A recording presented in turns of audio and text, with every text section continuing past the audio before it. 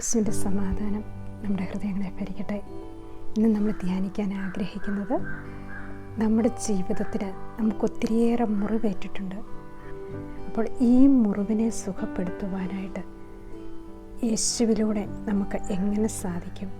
ഈ മുറിവുകൾ നമുക്ക് എങ്ങനെയൊക്കെ സംഭവിച്ചതാണ്?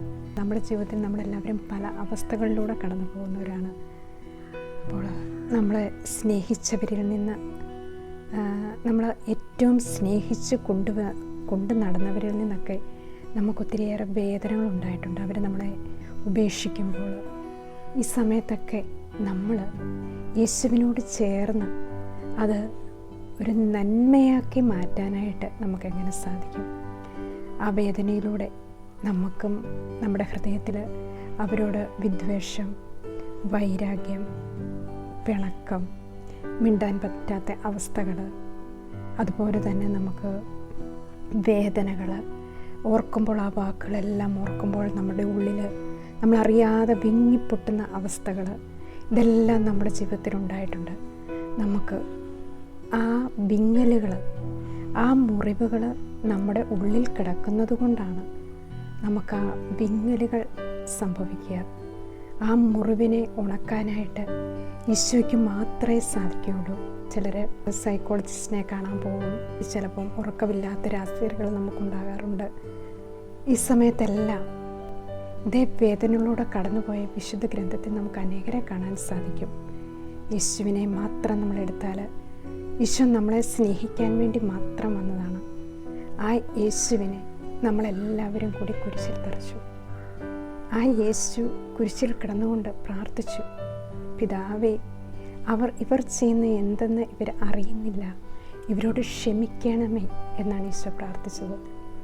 നമ്മളും ഈശോയുടെ മകനാണ്, മകളാണ്. നമ്മുടെ ഈ മുറിവുകളെ ഉണക്കുവാൻ സാധിക്കുന്നത് യേശുവിന് മാത്രമാണ്. നമുക്കതിനെക്കുറിച്ചൊന്ന് ധ്യാനിക്കാം. ആ യേശുവിനോട് ചേർന്ന് നമുക്ക് എങ്ങനെ ഈ വേദനകളെ തരണം ചെയ്ത് ദൈവത്തിൻ്റെ ഒരു നന്മയാക്കി മാറ്റാൻ നമുക്ക് സാധിക്കും. അതാണ് പൂർവ്വ ജോസഫിനെ നമുക്കറിയാം. പൂർവ്വ ജോസഫ് ദൈവത്തിന് ഇഷ്ടപ്പെട്ട ഒരു മകനായിരുന്നു. യാക്കോബിന് ഏറ്റവും ഇഷ്ടപ്പെട്ട ഒരു മകനായിരുന്നു ജോസഫ്. സഹോദരന്മാർക്ക് ജോസഫിനോട് അസൂയ ഉണ്ടായി. ഉൽപ്പത്തി പുസ്തകം 37 അധ്യായം തൊട്ട് അതിനുശേഷം 39 തൊട്ട് 50 വരെയുള്ള അധ്യായങ്ങളിൽ പൂർവ്വ ജോസഫിനെ കുറിച്ചാണ് വിവരിക്കുന്നത്. ഈ ജോസഫ് സഹോദരന്മാരിൽ നിന്ന് ഒത്തിരിയേറെ വേദനകൾ സഹിച്ചു. കാരണം ദൈവത്തിൻ്റെ പദ്ധതികൾ നിറവേറ്റാൻ വേണ്ടിയിട്ടായിരുന്നു ജോസഫ് അതെല്ലാം സഹിച്ചത്. അവസാനം ജോസഫ് ഒരു വചനം തൻ്റെ സഹോദരന്മാരോട് പറയുന്നുണ്ട്. ഉൽപ്പത്തി പുസ്തകം 50 അധ്യായം 20 തിരുവചനത്തിൽ പറയുകയാണ്, നിങ്ങളെനിക്ക് തിന്മ ചെയ്തു, എന്നാൽ ദൈവം അത് നന്മയ്ക്കായി മാറ്റി. ഇന്ന് കാണുന്ന അനേകരുടെ ജീവൻ രക്ഷിക്കാൻ വേണ്ടിയാണ് അങ്ങനെ സംഭവിച്ചതെന്ന് ജോസഫ് തൻ്റെ സഹോദരന്മാർക്ക് പറഞ്ഞു കൊടുക്കുകയാണ്. അതാണ് ജോസഫിൻ്റെ ആ സ്റ്റോറി നമ്മളൊന്ന് വായിക്കുവാണെങ്കിൽ നമ്മുടെ ജീവിതത്തിൽ നമുക്ക് ഒത്തിരിയേറെ മുറിവുകൾ ഉണക്കപ്പെടുന്നതാണ്. നമുക്ക് വന്നതെല്ലാം നന്മയ്ക്കായിട്ട്. അതാണ് ദൈവത്തെ സ്നേഹിക്കുന്നവർക്ക്, അവിടുത്തെ പദ്ധതി അനുസരിച്ച് വിളിക്കപ്പെട്ടവർക്ക് അവിടുന്ന് സകലതും നന്മയ്ക്കായി പരിണമിപ്പിക്കുകയാണ്. റോമാക്കാർക്കെഴുതിയ ലേഖനം 8 അധ്യായം 28 തിരുവചനത്തിൽ നമ്മൾ വായിക്കുന്നുണ്ട്. യെശയ്യാ പ്രവാചകൻ്റെ പുസ്തകം 53 അധ്യായത്തിൽ മുഴുവൻ നമ്മൾ വായിക്കുന്നുണ്ട് കർത്താവിൻ്റെ ദാസനെക്കുറിച്ച്. ആ കർത്താവിൻ്റെ ദാസൻ അനുഭവിച്ച പീഡാസഹനങ്ങൾ. അതിൽ യെശയ്യാ 53:5 തിരുവചനത്തിൽ പറയുകയാണ്, അവൻ്റെ മുറിവിനാൽ നാം എല്ലാവരും സൗഖ്യമുള്ളവനായി തീർന്നു.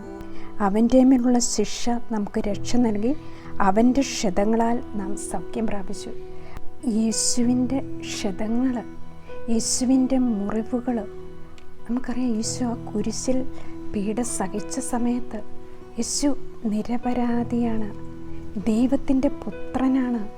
ഒരു തെറ്റും ചെയ്യാതെ ഈശോ ആ പീഡകളെല്ലാം പിതാവായ ദൈവത്തോട് ചേർന്ന് നിന്ന് യേശു സഹിച്ചതുകൊണ്ട് ആ ക്ഷതങ്ങളാൽ നമ്മുടെ ഈ മുറിവുകളെല്ലാം ദൈവത്തിന് സുഖപ്പെടുത്താൻ സാധിക്കും.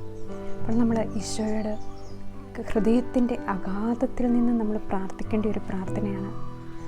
ലൂക്കായുടെ സുവിശേഷം 23-ാം അധ്യായത്തിൽ 34-ാം തിരുവചനത്തിൽ ഈശോ ആ കുരിശിൽ കിടന്നുകൊണ്ട് പ്രാർത്ഥിക്കുകയാണ്. പിതാവേ, അവർ ചെയ്യുന്നത് എന്തെന്ന് അവർ അറിയുന്നില്ല, അവരോട് ക്ഷമിക്കണമേ എന്നാണ് ഈശോ പ്രാർത്ഥിക്കുക. അവർ ചെയ്യുന്നത് എന്തെന്ന് അവരറിയുന്നില്ല. കാരണം അധർമ്മികളുടെ കൈകളാൽ യേശു ആ സമയത്ത് വേദനകൾ സഹിക്കുകയാണ്. എല്ലാ മനുഷ്യരിലൂടെയും ആ തിന്മയുടെ ശക്തി വന്ന് യേശുവിന് നേരെ ആക്രോശിക്കുകയാണ്. ദൈവത്തിലുള്ള വിശ്വാസം പൂർണ്ണമായിട്ടും നഷ്ടപ്പെട്ട് ആ സമയത്ത് യേശു അനുഭവിച്ച വേദന, യേശു അതെല്ലാം നിശബ്ദനായി യെശയ്യാ 53:7 കൊല്ലാൻ കൊണ്ടുപോകുന്ന കുഞ്ഞാടിനെ പോലെയും രോമം കത്തിരിക്കുന്നവരുടെ മുൻപിൽ നിൽക്കുന്ന ചെമ്മരയാടിനെ പോലെയും അവൻ മൗനം ദീക്ഷിച്ചു. ഈശോ എല്ലാം സഹിച്ചു. അപ്പോൾ ഈ മുറിവുകൾ നമുക്ക് നന്മയുടെ ഒരു മുറിവുകളാക്കി മാറ്റുവാനായിട്ട് ജോസഫിനെ നമുക്ക് കാണാം.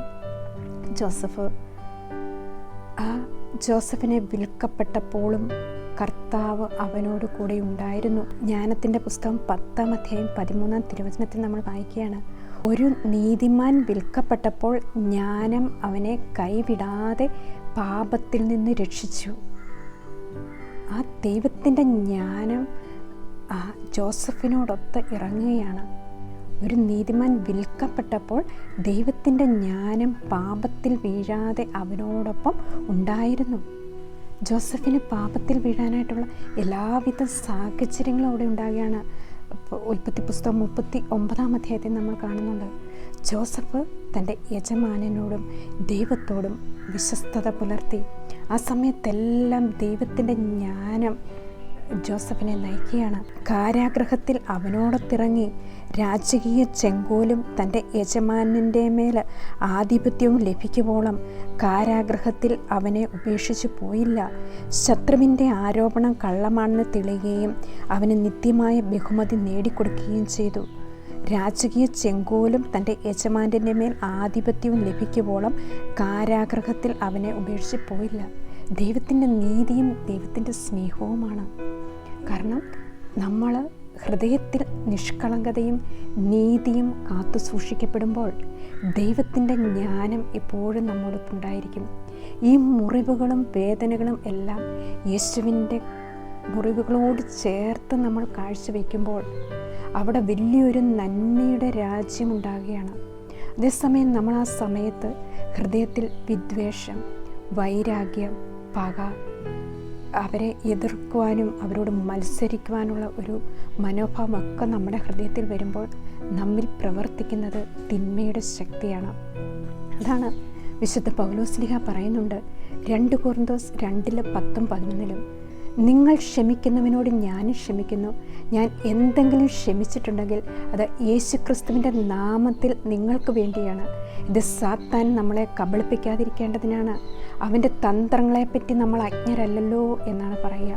കാരണം സാത്താൻ്റെ തന്ത്രമാണ് നമ്മുടെ ഹൃദയത്തിൽ കൊണ്ടുവന്ന് വിദ്വേഷമിടുക, പകയുണ്ടാക്കുക, എതിർത്ത് തോൽപ്പിക്കുവാനുള്ള ഒരു മനസ്സ് നമ്മളിൽ ഉണ്ടാക്കിത്തരിക. ഇതെല്ലാം സാത്താൻ്റെ പരിപാടിയാണ്. അപ്പം പൗലോസ്ലീഹ പറയുകയാണ്, നിങ്ങൾ ക്ഷമിക്കുന്നവനോട് ഞാനും ക്ഷമിക്കുന്നു. ഞാൻ എന്തെങ്കിലും ക്ഷമിച്ചിട്ടുണ്ടെങ്കിൽ അത് യേശുക്രിസ്തുവിൻ്റെ നാമത്തിൽ നിങ്ങൾക്ക് വേണ്ടിയാണ്. ഇത് സാത്താൻ നമ്മെ കബളിപ്പിക്കാതിരിക്കേണ്ടതിനാണ്.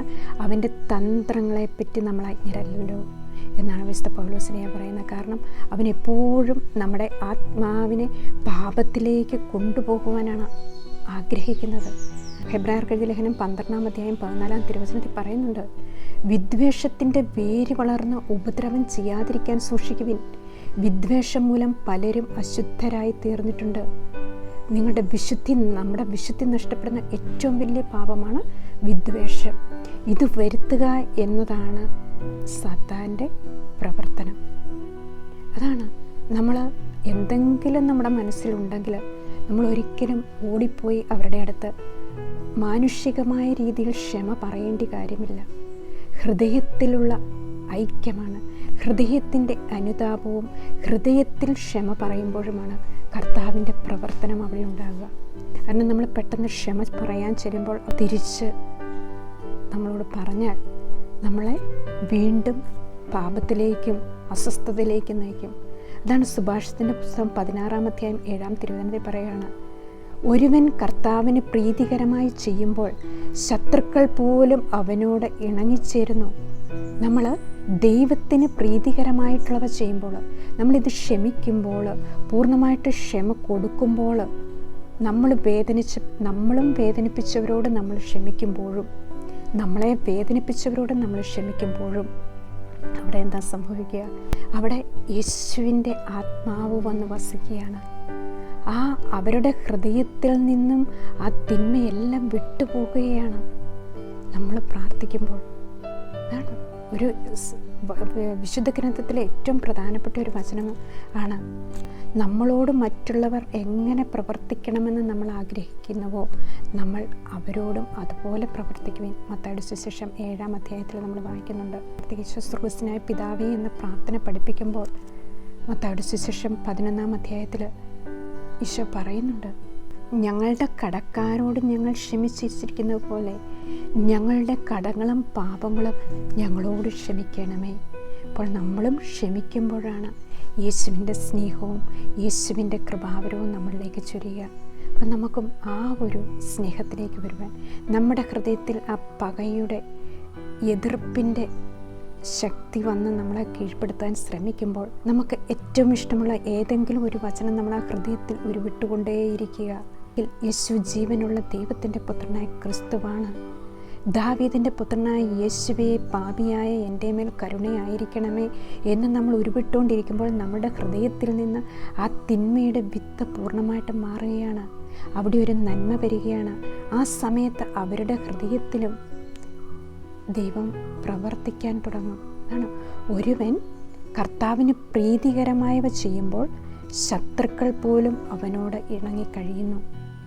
അപ്പോൾ ഈ പൂർവ്വ ജോസഫിൻ്റെ നമുക്കറിയാം, സങ്കീർത്തനത്തിൻ്റെ പുസ്തകം 105-ാം അധ്യായത്തിൽ 18-ാം തിരുവചനത്തിൽ പറയുകയാണ്, അവൻ്റെ കാലുകൾ വിലങ്ങുകൾ കൊണ്ട് മുറിഞ്ഞു, അവൻ്റെ കഴുത്തിൽ ഇരുമ്പ് പെട്ട മുറുകി, അവൻ പ്രവചിച്ചത് സംഭവിക്കുവോളം കർത്താവിൻ്റെ വചനം അവനെ പരീക്ഷിച്ചു. അവൻ്റെ കഴുത്തിൽ ഇരുമ്പ് പട്ടം മുറുകി. ജോസഫിന് സുഖമായിരുന്നു? ഒരിക്കലുമല്ല. ജോസഫ് അത്രമാത്രം സഹിക്കുകയാണ് കർത്താവിൻ്റെ പ്രവചനം പൂർത്തിയാകുവാൻ വേണ്ടിയിട്ട്. കാരണം അനേകരുടെ ജീവൻ രക്ഷിക്കണമെങ്കിൽ ജോസഫിന് അത്രമാത്രം വേദനകളിലൂടെ കടന്നു പോകേണ്ടിയിരുന്നു. അത്രമാത്രം കാരാഗൃഹത്തിൽ ഇരുട്ടറയിൽ ജോസഫ് കിടന്നു. ഈജിപ്തുകാർക്ക് വിറ്റു ജോസഫിനെ. ജോസഫ് അതെല്ലാം നിശബ്ദനായിട്ട് കർത്താവിൻ്റെ പദ്ധതികൾ പൂർത്തിയാക്കുവാൻ വേണ്ടി ജോസഫ് സഹിക്കുകയാണ്. നമ്മുടെ ജീവിതത്തിലുണ്ടായ വേദനകൾ, ഈ മുറിവുകൾ നമുക്ക് യേശുവിനോട് ചേർന്ന് സഹിക്കുവാനായിട്ടുള്ള അവനെ കൃപാവരം, അതിന് നമ്മളെ ഏറ്റവും സഹായിക്കുന്നത് പരിശുദ്ധ കന്യാമറിയമാണ്.